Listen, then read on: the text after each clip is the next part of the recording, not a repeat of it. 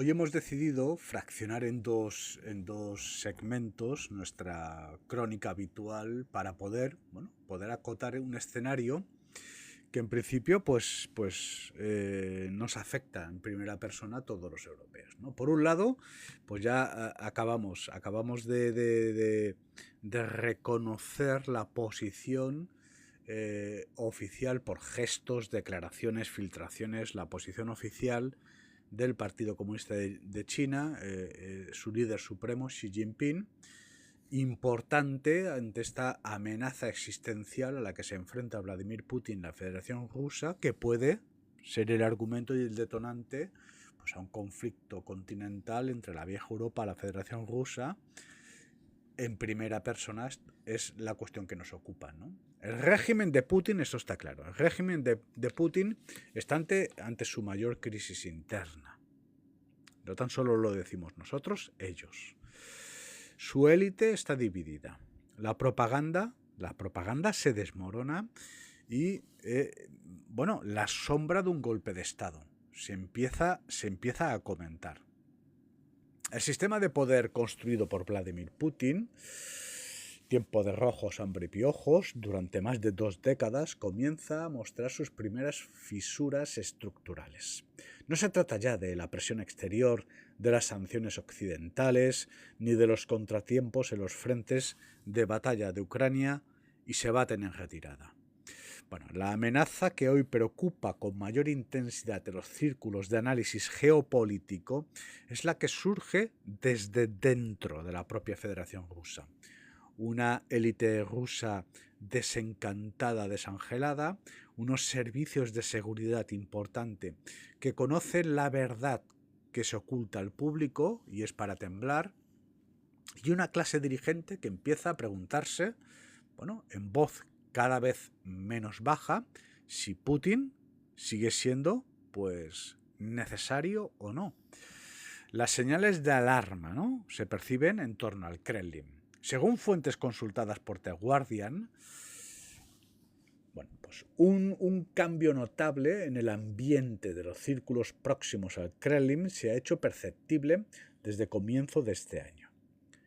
La decepción hacia Putin, antes larvada o susurrada, es decir, ahora se empiezan a escuchar voces, ¿no? Ha comenzado a aflorar abiertamente entre funcionarios gubernamentales, oligarcas y altos mandos de los servicios de seguridad del país, quienes hasta hace poco apoyaban activamente, abiertamente al presidente, se están distanciando ahora de forma cada vez más sensible, mientras la esperanza en el futuro del régimen se desvanece. Entre comillas, lo dicen ellos, se avecina algún tipo de cambio de tercera fase. Describe una fuente al rotativo británico, The Guardian, eligiendo una expresión deliberadamente cautelosa para retratar el ambiente reinante desde dentro. La misma fuente advierte, no obstante, que hablar de un golpe de Estado sigue siendo, por ahora, prematuro y no podemos olvidar la escaramuza del grupo Wagner y Prigozhin. Y es precisamente esa palabra, prematuro, la que resulta más reveladora. ¿Qué quiero decir? Su uso, el mero hecho de que ya están planteando de que un golpe de Estado es prematuro, el mero hecho de hacerlo, implica que la eventualidad ya ha sido objeto de debate entre élites, fuerzas de seguridad, cúpulas militares, aunque todavía no haya tomado forma. Así se empieza el ruido de sables, ¿no? La conspiración, quiero decir, ya está activa. Van a por Putin. Bueno, uno de los indicadores más llamativos de este cambio de clima procede, paradójicamente, de uno de los propagandistas más leales al régimen, Vladimir Soloviev. Durante años, el más firme defensor de la tesis de que Odessa es una ciudad rusa que aguarda su liberación. Ha dado un giro radical en sus declaraciones recientes. Nos dice, abro comillas, ¿Odessa, una ciudad rusa?, se pregunta. ¿Quedan rusos allí? ¿Dónde diablos los encontramos? Preguntó en abierto y en antena ante todo el país, con una irritación difícilmente disimulable. Por lo tanto, está destruyendo la narrativa de Putin que justifica el avance de sus tropas. Este exabrupto no es un accidente retórico. Los grandes propagandistas no construyen ideología de forma independiente. Miden con precisión el margen de tolerancia del régimen y hablan en consecuencia. Que Soloviev haya abandonado el maximalismo imperial en torno a Odessa significa que ese maximalismo ya no es sostenible ni siquiera dentro del aparato del poder. Para hacernos una idea, el principio del fin. La narrativa de que Ucrania oriental y meridional es tierra rusa, de que los ucranianos esperaban ser liberados, de que el llamado de Ruski Mir, ¿no? El mundo ruso, la tercera Roma, etc., se restauraría sin resistencia. Bueno, pues se ha estrellado contra la realidad misma. Ni Gerson, ni Mykolaiv, ni la propia Odessa, y lo han confirmado, ¿no? Al contrario, se baten en retirada. Cuantos más intensos son los bombardeos rusos, más profunda es la ucranización de la sociedad. Atentos. Para comprender la magnitud del desencanto, ¿no?, entre la élite rusa, basta con trazar la trayectoria de los objetivos declarados por el Kremlin desde el inicio de la invasión. Bueno, en febrero del 2022 el plan era la toma de Kiev. En cuestión de días. Bien, el derrocamiento del régimen de Zelensky, la subordinación total de Ucrania a la Federación Rusa. Cuando ese plan fracasó estrepitosamente, por otro lado, el objetivo se reformuló como la ocupación del este y sur del país hasta Odessa, línea roja fijada por Macron. Bueno, hoy el debate interno en Rusia se centra en si las Fuerzas Armadas son capaces, siquiera, de completar la conquista del Donbass, tierra de nadie. Un programa de televisión ruso llegó a calcular recientemente que, al ritmo actual de avance territorial, atentos, la ocupación completa del Donbass requeriría aproximadamente 33 años. Vamos a saludar a nuestros jefes. 33 años, dicen ellos. La cifra, difundida en el propio espacio mediático ruso, ilustra con grandeza la brecha entre la retórica triunfalista del régimen y la realidad operacional sobre el terreno. Esta contradicción continua de objetivos genera una dinámica políticamente peligrosa y un desconcierto en las tropas. Los sacrificios siguen acumulándose. Más bajas que reclutamientos, bajas humanas, costes económicos, sanciones a aislamiento internacional, mientras la definición de victoria se hace cada vez más pequeña y esquiva, y en el día de la victoria se escenifica el día de la derrota. Para la élite que apostó su futuro en Putin, este desequilibrio es inaceptable.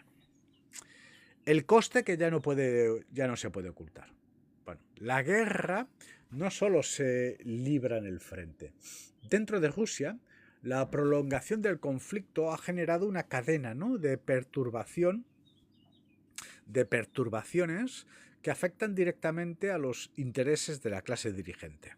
Por ejemplo, la congelación de activos en el exterior, sanciones que erosionan sus fortunas y oportunidades de negocio, militarización de la economía, escasez creciente de mano de obra, aumento de la presión fiscal y una expansión imparable de los aparatos armados y de seguridad que absorben recursos y poder.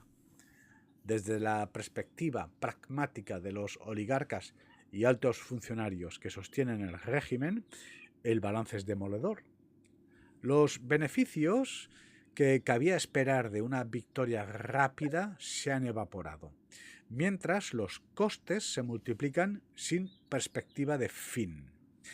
Las preguntas que circulan en los corrillos de poder son reveladoras. ¿Tiene Putin una estrategia de salida? ¿Se levantarán algún día las sanciones? ¿Podrán nuestros hijos, por ejemplo, estudiar o vivir en Occidente? Rusia está condenada a convertirse en una segunda Corea del Norte. Escenario no deseado. El aislamiento del zar es evidente, la bunkerización de Putin y el peligro de la infiltración de la información que se nos filtra. Por ejemplo, The Guardian apunta a otro factor de riesgo sistémico: el progresivo aislamiento del propio Vladimir Putin. Los informes que llegan al presidente desde los servicios militares o de inteligencia parecen estar siendo procesados con un sesgo optimista que distorsionan su percepción de la realidad. Putin se bunkeriza y los generales le dicen lo que quiere escuchar, que para octubre conquistamos Donbass. Este fenómeno, documentado en otros regímenes autoritarios en fase terminal, por ejemplo, la Alemania del criptojudío, ocultista, pedófilo y adicto Adolf Hitler, bueno, pues más o menos una situación no muy distinta. Es decir, Vladimir Putin ahora mismo está perdiendo la percepción de la realidad en esta situación de bunkerización. Le están felicitando por su traje nuevo y resulta que va desnudo paseando por la Plaza Roja, ¿no? El resultado es una paradoja letal para el sistema. Quienes rodean a Putin fingen lealtad mientras internamente calculan pérdidas y ganancias. Buenos días, Su Majestad, con la calculadora en mano. No actúan por convicción, sino por inercia y miedo. Pero cuando el miedo a quedarse con Putin supera el miedo a actuar contra él, el equilibrio se romperá. Y estamos en esa frontera. Voy a volver a repetir esta frase que es importante. Pero cuando el miedo a quedarse con Putin supera al miedo de estar a su lado, el equilibrio se romperá. Los servicios de seguridad, importante. Bueno, pues es la forma, sus gestos nos permiten hacer una evaluación objetiva equilibrada, ¿no? En la historia de los colapsos autoritarios, los servicios de seguridad suelen ser los primeros en leer, en ofrecer una lectura del ambiente y los últimos en actuar. Pero son también quienes, en última instancia, deciden el desenlace. El FSB y los demás organismos de inteligencia rusos conocen con precisión el descontento social acumulado, las tasas reales de resistencia a la movilización, el deterioro económico en las regiones, el agotamiento por la guerra en las familias de los soldados caídos. Reprimen esa realidad, pero conocerla y reconocerla implica también saber que es insostenible, y lo saben. Lo que los analistas consideran más probable en esta fase no es un golpe súbito, sino un fenómeno más silencioso y difuso: la evasión de responsabilidades. Militares, funcionarios, oligarcas y élites regionales se van distanciando gradualmente del núcleo de poder. Obedecen las órdenes con desgana. Evitan quedar asociados a decisiones que puedan resultar comprometedoras a vistas a futuro. Es decir, el Partido Socialista Obrero Español, ¿no? Y preparan discretamente su adaptación a la estructura de poder que venga después. Estamos en esa frontera. La prescindibilidad, el concepto que lo va a cambiar todo, el concepto prescindible. En la cultura política rusa, la fortaleza no es un atributo deseable en un líder. Es la condición sine qua non de legitimidad. Para Bárbaro, yo, ¿correcto? Los líderes débiles, como Gorbachev en su etapa final, el propio Boris Yeltsin hasta arriba de Vodka, en su ocaso y crepitar, pues perdieron, ¿no? Perdieron el apoyo interno, no porque fueran deshonestos o desleales, sino porque fueron percibidos como incapaces de sostener el poder del Estado. Y Putin siempre ha sido tildado de triste, débil, pusilánime. Putin construyó su capital política precisamente sobre esa imagen, la de implacable, la de calculador, capaz de imponer la voluntad rusa ante cualquier adversario. No teman, no estoy hablando de don Santiago Abascal. Este monta a caballo pero no ha hecho la mili. El problema es que esa imagen se ha ido erosionando, como el misil Oresnik, bueno, pues de escopeta de feria. La flota del Mar Negro ha sufrido pérdidas significativas. La OTAN, lejos de retroceder, ha incorporado pues, a Finlandia y Suecia. Ha ganado terreno.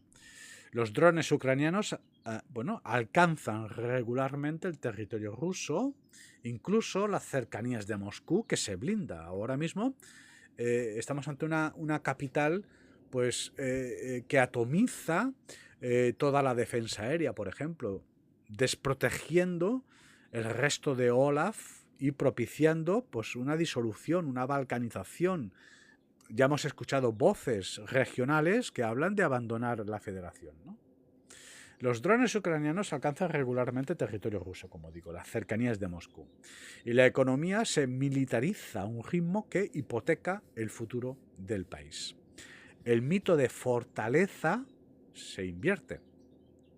Ahora estamos ante la quimera de la fragilidad y además de depender de otros con cuestiones históricas pendientes. No podemos olvidar que los chinos pues levantan la muralla china y la levantan justamente para protegerse de los rusos. Cuando la élite comienza a percibir que Putin no es la garantía de sus intereses, sino el principal obstáculo para ellos, y esto está pasando ahora mismo con la corte franquista, es decir, sanchista, emerge lo que podría denominarse la teoría de la prescindibilidad. La idea todavía impronunciable en voz alta, pero ya presente en los cálculos privados, de que otro líder podría gestionar mejor la salida de esta guerra. Solo gestionar mejor, es decir, un parche, ¿no? Recomponer las relaciones con el exterior y proteger los intereses de quienes detentan el poder en Rusia.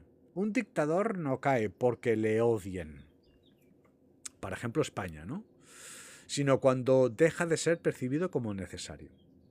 La historia de los regímenes autoritarios lo demuestra con consistencia. El colapso no llega por presión externa ni por rebelión popular, y en este caso estamos, sino cuando el círculo interior decide que el coste de sostenerlo supera el beneficio de hacerlo.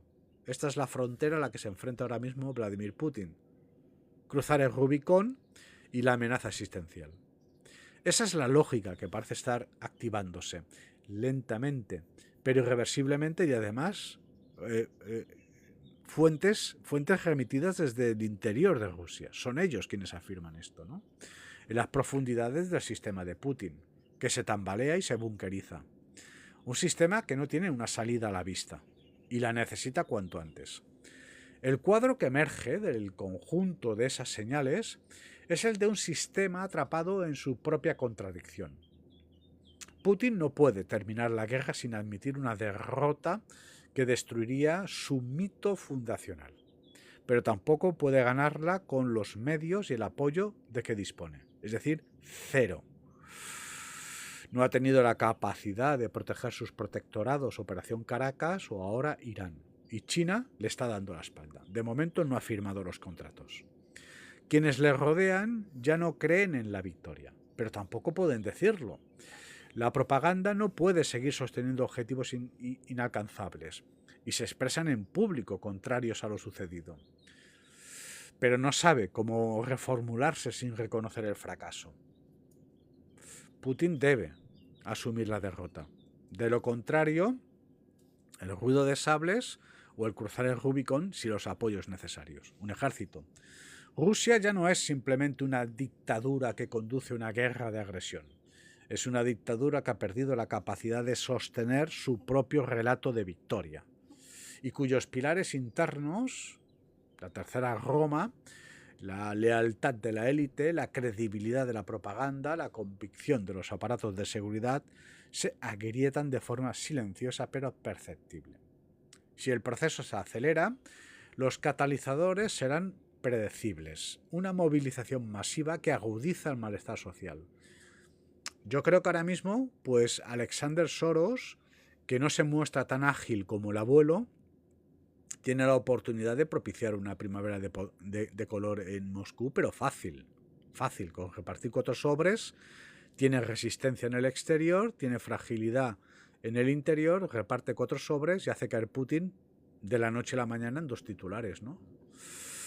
Veremos. Si el proceso se acelera, como digo, los catalizadores serán prescindibles. Una movilización masiva que agudice el malestar social, vuelvo a leer, nuevos shocks económicos, y va a suceder, colapsos puntuales en el frente, y están retrocediendo, ¿eh? Es decir, en los últimos 15 días el avance ucraniano empieza a ser ya significativo.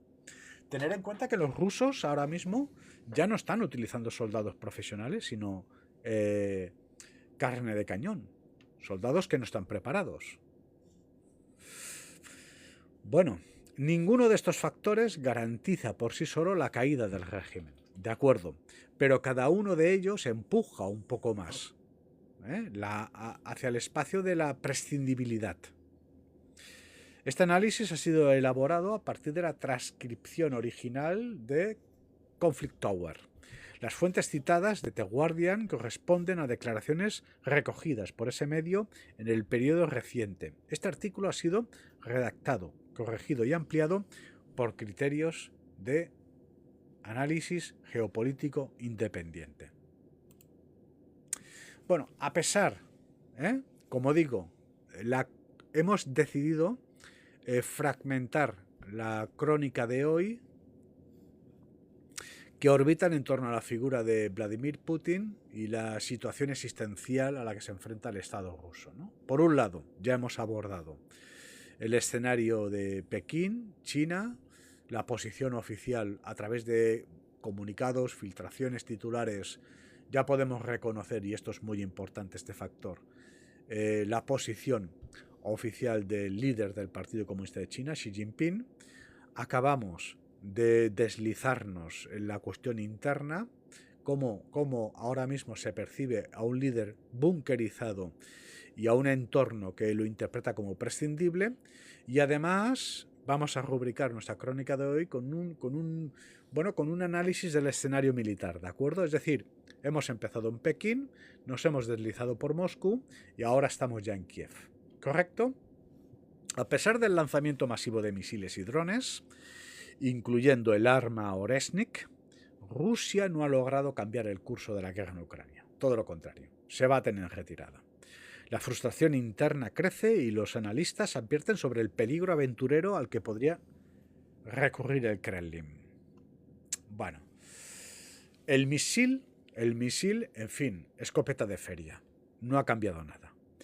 El masivo ataque con misiles y drones, que además han sido interceptados prácticamente en un 93%, llevado a cabo por el régimen de Putin a finales de mayo del 2026, que incluye pues unos 600 drones, 90 misiles, según reportes de la agencia AP, así como el uso del misil balístico hipersónico Oresnik, la joya de la corona con permiso del zar. Ha resultado pues en un fracaso político y propagandístico de proporciones importantes. Ucrania logró interceptar la mayoría de los proyectiles y, si bien los daños de infraestructura civil fueron significativos, el ataque no produjo ninguna ruptura en el frente ni se precipitó el colapso del gobierno ucraniano, y es lo que se buscaba. Es decir, un golpe directo y nos vamos a la lona. Peor aún, el Kremlin, uno de los 2 misiles Oresnik lanzado en esa operación, impactó un objetivo dentro del propio territorio ruso, en la región de Raduo, ¿no? Destruyó tres garajes militares, además. Es decir, que los rusos además están bastante gafados, ¿no? El costo estimado de ese misil pues ronda unos $80 millones, poca broma. Los bloggers militares y halcones rusos no tardaron en hacer circular ese dato pues con una cierta sorna e indignación, lo que nos muestra pues esta interpretación de prescindibilidad del líder supremo, ¿no? Es decir, aquí todo el mundo se atreve. Mientras tanto, las fuerzas, insisto, las ratas abandonan la embarcación cuando el barco se hunde, y es lo que se percibe.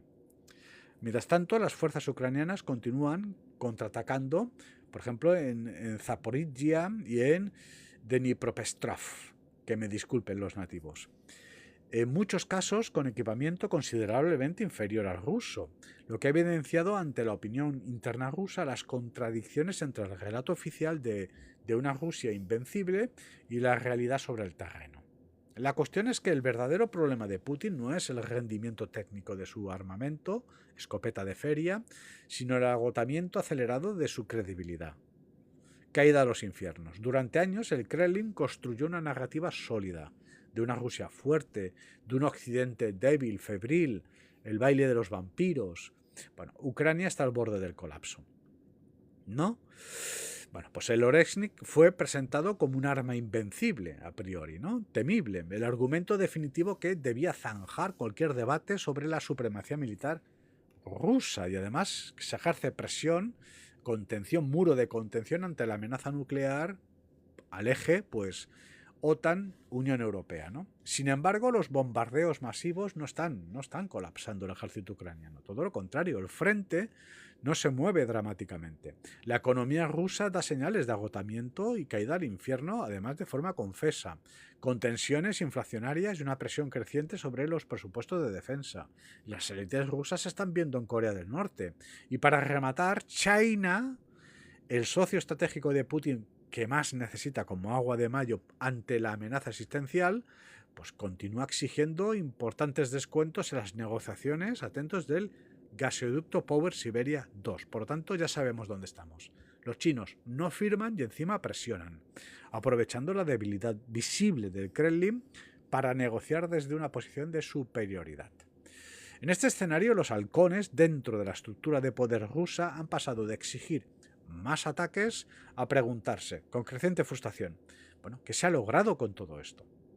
Para los sectores más ultranacionalistas, el espectáculo de misiles de alto costo, 80 millones de dólares, como digo, bueno, pues está destruyendo la infraestructura civil ucraniana sin cambiar nada en el plano estratégico, pues no es una señal de fortaleza. Es decir, mucha arma, perro ladrador, poco mordedor. En los regímenes autoritarios más importantes, entre comillas, esto es lo que dicen ellos, en los regímenes autoritarios más importantes, es más importante que el fracaso militar en sí mismo, es cómo se explica este fracaso. Putin no puede admitir la derrota. Está atrapado en su búnker, pero tampoco puede seguir fingiendo que gana. Una situación laberíntica, ante una trinchera que se embarra. Y se nos acerca el invierno, como sigamos adelante. La promesa de sus generales es para octubre, han fijado este horizonte. Bueno, de momento se va a tener retirada. Sería un error, sin embargo, interpretar el estancamiento ruso como una disminución de la amenaza. Numerosos analistas y altos mandos militares europeos advierten que una potencia acorralada y en declive, atentos que esto nos interesa en primera persona a todos los europeos, ¿no? Voy a volver a repetir esta frase. Numerosos analistas y altos mandos militares europeos advierten que una potencia acorralada, aquí quería yo llegar, y en declive de credibilidad interna puede ser más peligrosa que una potencia en ascenso. Ante la incapacidad de lograr victorias militares reales, Putin podría optar por un aventurerismo externo de mayor riesgo. Se nos puede tirar al monte y atacar Europa. El secretario general de la OTAN, por ejemplo, Mark Rutte, advirtió públicamente en diciembre del 2025 que Rusia podría atacar a un país miembro de la alianza en un plazo de 5 años. Esta es la previsión. Expertos en seguridad que participaron en conferencias recientes celebradas en Poland y Estonia describieron el escenario que los servicios de inteligencia consideran más verosímil. 2 puntos. No una invasión abierta a gran escala, sino una operación de zona gris, rápida, ambigua y diseñada para paralizar la respuesta de la OTAN antes de que esta pueda articularse. Es decir, sacarían la patita. El guión previsto implicaría la introducción de fuerzas de origen no declarado en zonas fronterizas de los estados bálticos, por ejemplo, la destrucción de infraestructura crítica, la generación de bajas civiles y la posterior retirada a posiciones a lo largo de la frontera oriental, reclamando un pequeño territorio, ¿no? Puede ser Estonia, Eslovenia, las viejas repúblicas. El objetivo no sería una victoria convencional, sino colocar a la OTAN ante un dilema existencial: el activar el artículo número 5 y arriesgarse a una guerra total, o no activarlo, y por lo tanto los rusos saben que pueden poner un pie en Estonia, Eslovenia y Lituania. El paso de Kaliningrado. Bueno, si los europeos y la OTAN, la Alianza Atlántica, no activamos el artículo número 5 ante este desafío previsible, bueno, los rusos se pueden crecer, y es lo que va a buscar Vladimir Putin desde nuestro punto de vista. De hecho, para saber hacia dónde nos vamos, basta saber que Vladimir Putin acaba de anunciar que va a perdonar la deuda a todo aquel que se afilie, se aliste al ejército. Por tanto, hoy sabemos por gestos que su vocación es continuar hacia adelante cuando resulta que están retrocediendo en el escenario del Donbass. Iros preparando, queridos socialistas. Los especialistas en seguridad identifican un patrón de escalada progresiva que podría desarrollarse en varias fases diferenciadas. La primera consistiría en un incremento de actos de sabotaje en Europa. Esto es lo primero que nos va a pasar, de incrementarse la escalada. Repito, incremento de actos de sabotaje en Europa. Aquí ya entramos nosotros. Y tenemos Cartagena y Bilbao en la lista negra. Y atentos, incendios provocados, se barajan. Ciberataques, puede pasar, nos quedamos sin comunicaciones. Obstaculización logística y atentados contra fábricas militares. Y los rusos ya han publicado la lista negra. Bueno, objetivos: ferrocarriles e infraestructuras energéticas. Una investigación de la Universidad de Leiden ya documentó un salto de 44 casos de actividades de sabotaje vinculados a Rusia en Europa durante 2024. Y hoy nos confirman las autoridades lituanas que los rusos han realizado un ejercicio de escrutinio de la zona del Báltico. En esta mesa, ya os he comentado, los rusos no pueden abrir otro frente, pero sí pueden meter un pie en Finlandia. La segunda fase abarcaría instrucciones sistemáticas de drones en el espacio aéreo de los países bálticos, por ejemplo Polonia y Finlandia, acompañadas de interferencias de GPS y provocaciones a fuerzas de seguridad fronterizas. En una tercera etapa se producirían acciones de destrucción de infraestructuras críticas, puentes, centros de comunicación, subestimaciones eléctricas, vías de transporte militar, ejecutadas con fuerzas de origen no identificado o por grupos prorrusos locales. En estos puntos coincidimos todos los analistas europeos. Esto es lo que Putin nos podría plantear. Es decir, sacarían el pie para provocar que la OTAN active el artículo número 5. Si la OTAN no lo hace, ellos saben perfectamente que se pueden hacer con las repúblicas, con las viejas repúblicas, ¿no? Letonia, Lituania y Estonia. Bien, el paso a Kaliningrado, que es el talón de Aquiles de la Unión de la OTAN. Bueno, el peligro del error de cálculo, la gota que puede colmar el vaso, ¿no? La lógica del Kremlin en este escenario sería la siguiente: teoría ficción elevada al cuadrado. Atacar a pequeña escala. Bien, un golpe puntual. Sembrar dudas sobre la autoría. Y utilizar el momento de incertidumbre, de parálisis occidental, porque además resulta que estamos ante un escenario como muy laberíntico, donde hay muchas voces que deben decidir. Ellos pueden utilizar esta fragilidad como propaganda interna, ¿no? Los rusos, Vladimir Putin, de pronto puede resolver este problema que tiene sobre la mesa, ¿no? De credibilidad, de imagen, de proyección de fortaleza. Ahora los rusos podrían decir: la OTAN no se atreve a responder. Hemos golpeado y no nos responden. Consolidando la imagen y asegurando y perpetuando el liderazgo de Vladimir Putin, que, como digo, y esto es muy importante, hoy mismo está dispuesto a regalar deuda a cambio de alistamiento.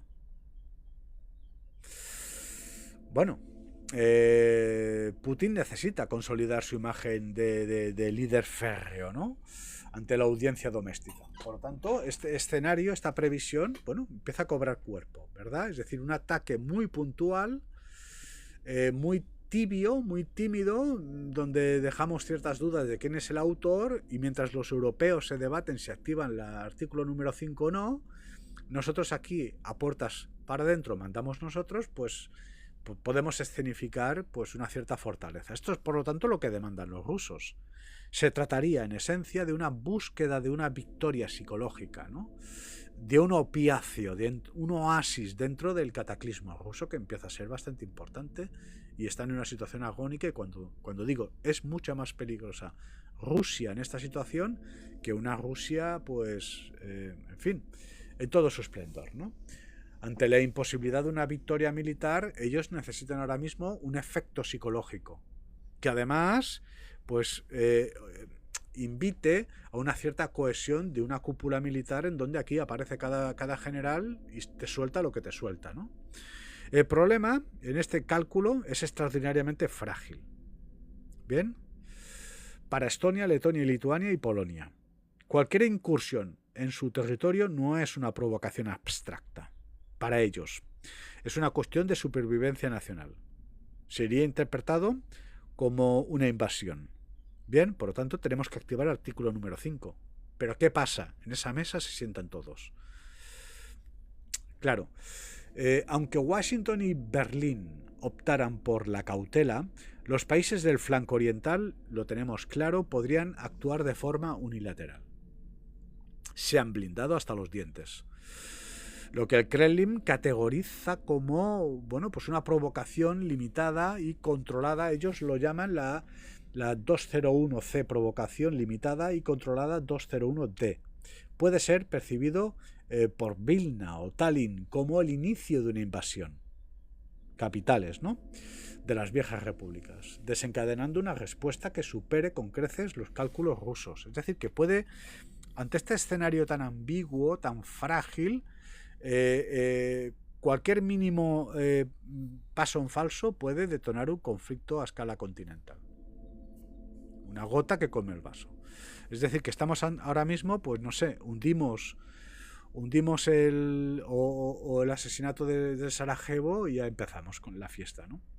Rusia, y de hecho el frente oriental están muy predispuestos a atacar a Rusia, ¿eh? Basta escuchar al primer ministro esloveno, ¿no? Rusia ya ha establecido precedentes en su retórica. Acusó formalmente a Letonia de albergar bases de lanzamiento de drones ucranianos, por lo tanto su narrativa ya es continental, insinuando que la OTAN no estaría en condiciones de protegerla de eventuales represalias. Letonia rechazó la acusación como una maniobra de provocación, y no olvidemos que Finlandia y Suecia se incorporan a la OTAN. Se incrementa el desafío y la amenaza en la tensión oriental, ¿no?, en el flanco oriental. Estados Unidos reafirmó su compromiso irrestricto con el artículo número 5, es decir, que cumplirían. Pero el patrón es inequívoco, y no podemos olvidar que Donald Trump acaba de enviar 5.000 soldados a Polonia. Giro de 180 grados, es decir, jugaba de farol, y en esta mesa lo hemos afirmado. Como se ha jugado de farol con Groenlandia para justificar la militarización de la región. Es decir, que los norteamericanos han jugado a la balcanización del eje atlántico para que los rusos, y propiciar que los rusos muerdan el anzuelo, y de momento lo han mordido todo, ¿no? La cuestión es que los expertos coinciden en una serie de indicadores concretos cuyas confluencias elevarían significativamente el nivel de alarma. Que los medios estatales rusos son...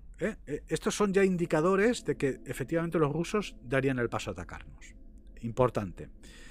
Que los medios estatales rusos comiencen a describir sistemáticamente los países bálticos como bases de apoyo del esfuerzo bélico ucraniano. Y lo están haciendo. Los medios de comunicación, la propaganda rusa, están afirmando que letones, Estonia, Lituania, pues están facilitando el acceso a su espacio aéreo a los drones ucranianos. Lo están haciendo ya, desde hace pues prácticamente los últimos 2 meses. Que los diplomáticos rusos, este sería otro factor, otro indicativo de que nos van a atacar, que los diplomáticos rusos insistan en que la membresía en la OTAN no garantiza la seguridad de ningún país. Y también lo han hecho. Que aumenten las violaciones del espacio aéreo y las interferencias GPS en la región. Ha sucedido en Polonia, ha sucedido en Paso de Kaliningrado, ha sucedido en Lituania y ahora nos están hablando de que parece ser que están realizando un ejercicio de escrutinio por no hablar de aeropuertos en Noruega o en Bélgica. Es decir, que los rusos llevan pues ya algún tiempo dando signos de que se preparan para atacarnos. Esta es la interpretación que hacemos los analistas, ¿no? Bueno, la cuestión es que me estoy perdiendo. Que se multipliquen, otro factor, que se multipliquen los incidentes de sabotaje en la logística militar europea. Bueno, tampoco ha pasado, pero ellos han publicado una lista negra. Han citado objetivos en Europa. Y que el ejército ruso intensifique sus ejercicios en zonas cercanas a las fronteras, acompañado de una retórica de protección de poblaciones rusófonas. Y se percibe. Los rusos no están preparados para abrir otro frente. Pero yo creo que Vladimir Putin puede jugar la carta del loco Lukashenko, Bielorrusia. Yo creo que por aquí empezará todo. Si es que empieza, Dios no lo quiera, ¿no? Cuando esa combinación de señales comience a aparecer de forma simultánea y sostenida, puede considerarse que el nivel de peligro es muy elevado. Por lo tanto, estamos ahí. Estamos en esa frontera de si cruzamos el Rubicón o no. El peligro es perceptible y muy elevado. La probabilidad de una invasión convencional a gran escala contra la OTAN sigue siendo baja. No pueden abrir otro frente en mayúsculas. Pero Rusia no ha podido vencer en Ucrania y una confrontación directa con la alianza implicaría pues una desventaja convencional aplastante. Eso sí, ante la bunkerización del líder supremo, Vladimir Putin, pues podemos apretar botones. Esta es una cuestión que debemos de tener en cuenta. Pero la probabilidad de ataques ambiguos, limitados y diseñados para crear ambigüedad jurídica y política está en aumento y de hecho los rusos han modificado tratados fruto de la Segunda Guerra Mundial, como por ejemplo los mares del norte. En ese ataque, limitado y manejable, los cálculos del Kremlin podría convertirse por error de percepción pues a una escalada accidental y exponencial. En el primer golpe preventivo contra la OTAN, preventivo, ¿no? Decimos, contra la OTAN, y con ello en la puerta de entrada a un conflicto de consecuencias impredecibles para toda Europa. Esta es, en esencia, la naturaleza de la crisis actual. Bueno, hemos planteado un par de secciones en nuestra crónica de hoy. Por un lado, hemos aterrizado en las cumbres de Pekín y ahora ya sabemos la posición oficial de la República Popular de China. Importante. Bueno, oigan, hemos realizado una parada en el Kremlin Moscú, tenemos filtraciones, The Guardian, tenemos élites, tenemos más presión sobre los hombros de Vladimir Putin. Y ahora pues hemos leído una crónica en donde pues nos hemos deslizado a vuelo de dron por la zona del Donbass a Kiev y sabemos dónde estamos. Estamos donde estamos. Es decir, Vladimir Putin ahora mismo pues es una bomba de relojería. Y lo último que sabemos es de que está dispuesto a perdonar la deuda en un mundo en donde no se perdonan las deudas a cambio de, pues mano de obra barata no, esta vez carnaza, carne de cañón. Bueno, la situación es preocupante. La situación es agónica. Porque es que los rusos se enfrentan a un dilema existencial. Esto ya no es tan solo que pueda caer un régimen. Esto es ser o no ser. Si los rusos en las 2 próximas semanas, esta y la siguiente, continúan percibiendo que los chinos no están por la labor de firmar, gasoducto. Es decir, que el futuro ahora mismo de la humanidad está en manos de Xi Jinping, Partido Comunista de China, los rusos. ¿Comprenden? Entonces, si los chinos siguen jugando a esta ambigüedad en donde decimos lo que queremos oír, tanto a Trump como a Putin, les regalamos la oreja, pero por el gesto los conoceréis. Es decir, el gesto es que ahora mismo China ha aceptado la hoja de ruta fijada por Donald Trump, la que en su día fija a Richard Nixon.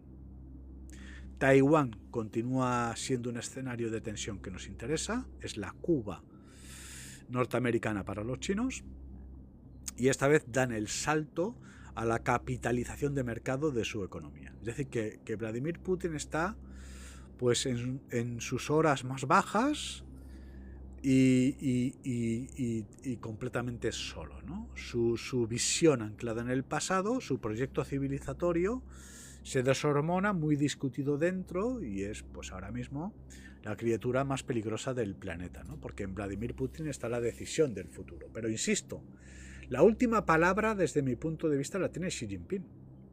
Si Xi Jinping quiere evitar una guerra mundial, le basta con coger el teléfono y comprometerse, confirmar el acuerdo del gasoducto del Siberia 2. Entonces los rusos saben que su amenaza existencial pues se va a deshormonar, por lo tanto podemos, rubricar una derrota que con propaganda se convierte en una victoria fácil, ¿de acuerdo? Veremos, estamos ante 2 semanas muy intensas. Yo creo que ahora, primer factor anunciado en esta mesa, se ha cumplido. Irán está predispuesta a entregar el uranio, y esta vez China es el intermediario y Donald Trump cede ante esta situación. Por lo tanto, todo apunta a que se va a rubricar la paz en el conflicto de Medio Oriente. Los iraníes van a lograr un peaje en la zona de Hormuz que les va a permitir reconstruirse. Además, van a garantizar su acuerdo con la República Popular de China. Los contratos de la Ruta de la Seda a 25 años vista son 400.000 millones de dólares que les permite reconstruirse. Por lo tanto, se va a firmar la paz. Abrimos el grifo del carburante a los chinos y los chinos se han acercado a nosotros, mientras entregamos el Himalaya, el Tíbet, a la India. Es decir, que Putin está solo contra las cuerdas ante abdico o me tiro al monte. Y de momento, pues Putin se está tirando al monte. Está dispuesto a regalar deuda pública a cambio de uniformes. Desde la sede del Movimiento Victoria, pues es un placer el poder serviros, el informaros, transmitir nuestra opinión, la humilde opinión de la comunidad cristiana. Insistimos, la guerra es el fracaso de la razón y ambos bandos tienen mucho que perder, pero es que esta vez a nosotros nos importa y mucho, ¿no? el reconocer este escenario, porque claro, en primera persona nos va a empezar a afectar y mucho, ¿no? Bueno, Dios no lo quiera, espero que la razón vuelva a su cauce. Yo creo que Vladimir Putin son más de 23 años regentando. Él tiene una vocación europeísta, un sentido, una sensibilidad, se quiere jubilar en la Costa Azul. Si tuviera que apostar en la balanza, no me atrevería, no voy a hacer un ejercicio de especulación. Hasta la fecha, pues sí nos hemos atrevido a predecir, pero de una forma fundada en función de datos económicos. Esta vez la cuestión es muy incierta, pero lo que sí sabemos es que, punto número 1, ya se ha cumplido una previsión, que es que los iraníes van a entregar el uranio, se va a firmar la paz. Por lo tanto, los chinos se van a acercar más a la Casa Blanca que al Kremlin. Veremos si esta situación si los rusos interpretan que están ante una amenaza existencial. Los rusos son muy peligrosos. Desde la sede del Movimiento Victoria, recordaros que me están comentando que han llegado tardes. María Carmen, no te preocupes, vamos a hacer una copia, un backup que publicamos en nuestro perfil en TikTok y también en YouTube. Agradeceros, insisto, vuestra atención, vuestra interacción. Recordaros que podéis participar inscribiéndose en nuestro perfil en Patreon.